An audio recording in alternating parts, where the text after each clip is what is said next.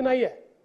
जेव्हापासून DMIC तयार झालं, our new industrial magnet is Sambhajinagar आणि जालना.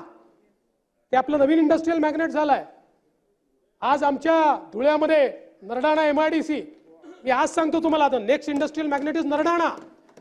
आज आमचं गडचिरोली, आता आपल्याकडे येत्या काळामध्ये शिंदेसाहेब जवळपास लाख कोटी रुपयाची गुंतवणूक होईल गडचिरोलीमध्ये. त्यामुळे आता महाराष्ट्रातला स्प्रेड एका ठिकाणी राहिलेला नाही आहे. महाराष्ट्रामध्ये सर्व भागांमध्ये मोठ्या प्रमाणात गुंतवणूक येते आहे. अपेक्षा एवढीच आहे आणि सगळ्या राजकीय नेत्यांकडनं अपेक्षा आहे. कारण जी घटना मसाजोगमध्ये घडली त्याचं मी उत्तर नंतर देणार आहे. पण अशा प्रकारे जर आमच्याकडे गुंतवणूकदारांना त्रास देणे, खंडणी वसूल करणे, अशा प्रकारचे प्रकार झाले तर इंडस्ट्री येणार नाही.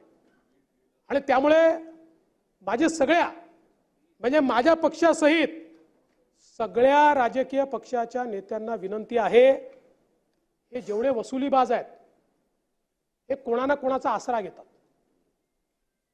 आपण जर आसरा देणं बंद केलं तर महाराष्ट्राची गती दुपटीने वाढू शकते.